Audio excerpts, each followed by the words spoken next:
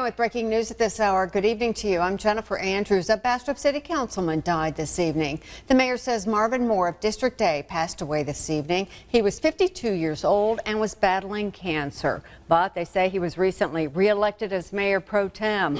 Moore has served on the city council since 2009. Officials say his leadership will have a long-term positive effect on the city. Of course, we will let you know about the funeral arrangements once those have been set. I'm sorry. I'm so sorry. I'm so sorry. Well, two families grieving after two boys are shot in South Monroe and one of them died. Good evening to you. I'm Jennifer Andrews. And I'm Jeff Horchak. Monroe police say the first shooting happened on Elm Street in the Kingsway Apartments around 6:30 last night. Police say that a juvenile was shot in the upper torso. Tonight, they say he's in stable condition. And police say the second shooting happened in the 1600 block of South 4th Street. Family members say 16-year-old Jaquarius Roberson was shot and killed outside the home. Nick Pick talked to those family members who are trying to lean on each other to make it through. It's okay. It's okay. He's good. Yeah, he was. Johnette Robinson in tears, trying to describe her grandson, Jaquarius. And he was real smart in school, too.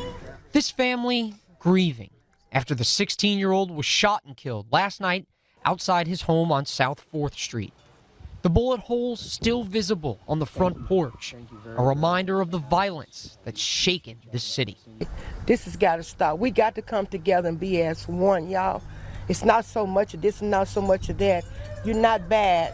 There ain't nothing but the devil just getting into you. His mother cries in the background as cars line up outside the home, people paying their respects. I'm sorry. I'm so sorry. People like Michelle Patterson, her grandson, just 10 years old, shot on Elm Street last night. Normal people wouldn't have came. Other families wouldn't have came. Wouldn't have came at all. But God put it on your heart. I had to come. And while these two families cry together, the community stepping in to wipe those tears. Tyrone Dickens, also known as K9, has seen his fair share of heartache. What is wrong with the generation?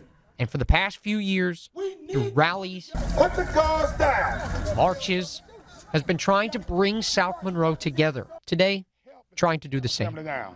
Okay, you might have did something wrong. Whoever you may be. Or you might not like this family. That family might not like you, but this is a time now you have to come together. Because what if it was you? Wouldn't you want somebody to help you? I know I would. Now police search for the person responsible, and this family searches for justice. I never would have thought I'd be standing here going through it with my own family.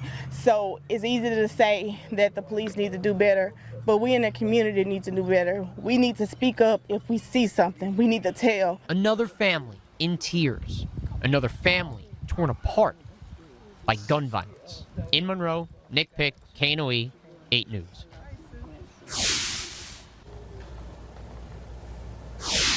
Monroe police are boosting patrols and searching for leads after those shootings. Well, Courtney Cole sat down for an exclusive interview with Chief Eugene Ellis. Courtney, how is he responding to all of this violence?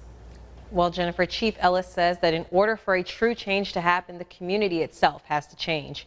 He says now is the time for everyone to come together. We have to get to the point where we have to come together as a community and just put the guns down. Stop the violence, put the guns down. It's time to stop. Two families forced to come together after another weekend in South Monroe ends with gun violence. So I don't think we got to do is just stick together right now. It's hurting. It's really hurting real bad. So, you know, we just got to just stick together. 16-year-old Jaquarius Roberson was shot and killed outside of his home on South 4th late Sunday night. The same day, Michelle Patterson's 10-year-old grandson was shot on Elm Street. It's not just one of us.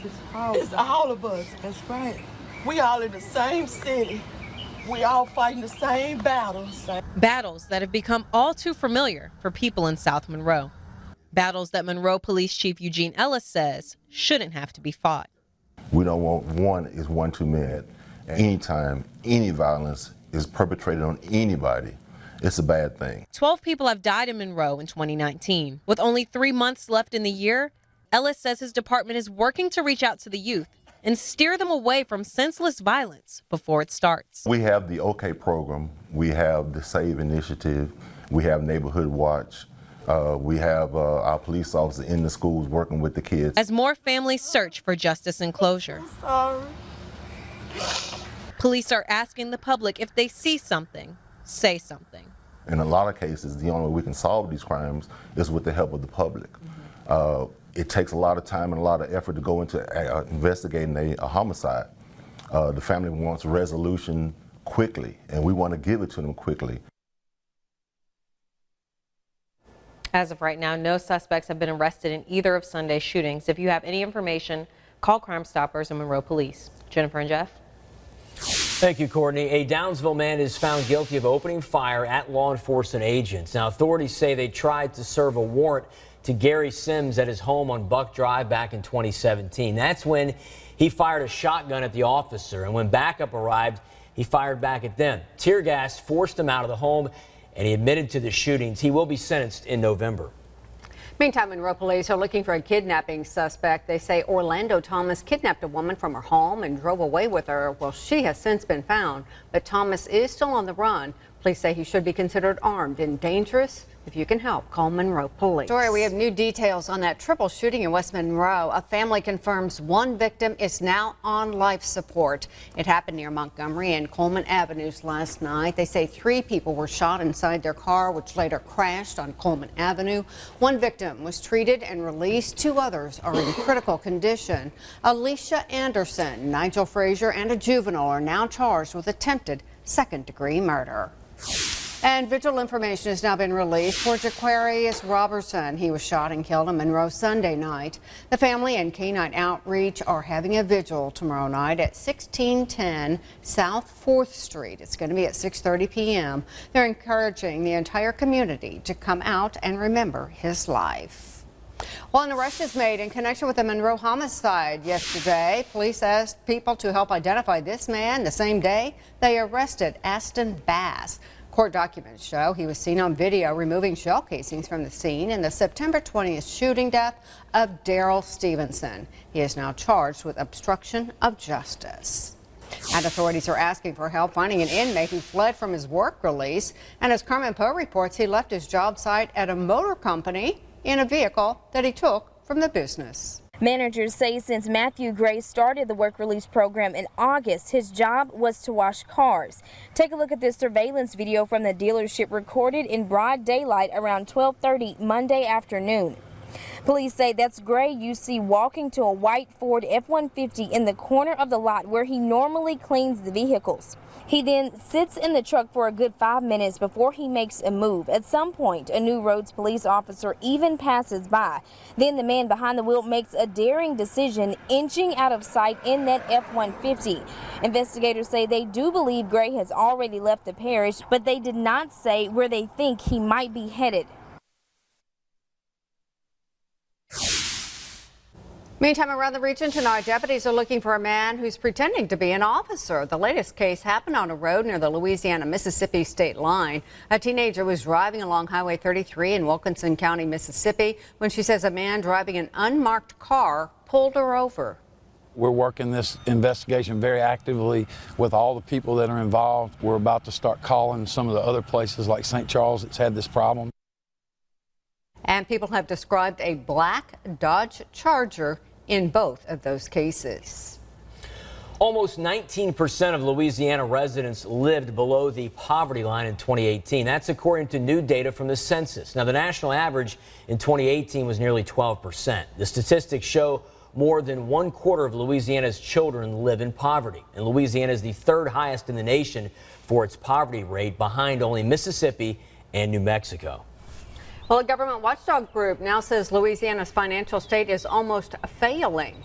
Truth in Accounting gave Louisiana a D. It cited Louisiana's debt, mainly borrowing for construction work, and its unfunded pension and retiree health care obligations. The group says Louisiana owes the equivalent of $17,700 for every taxpayer.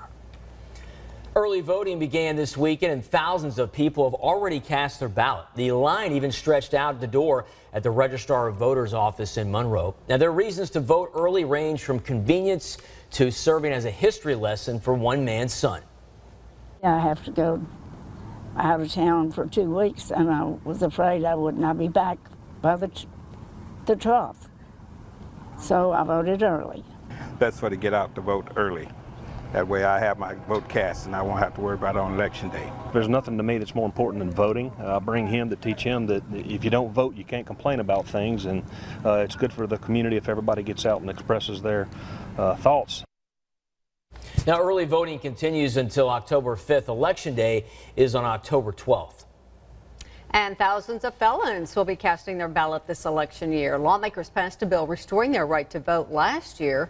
To be eligible, they must have been out of prison for at least 5 years and be approved. It's been a long time coming. I'm just so excited. I didn't think I was going to be this nervous. I am nervous, but I can remember what my grandmother used to say years ago, hard work pays off. Nearly 40,000 felons can have their voting rights restored.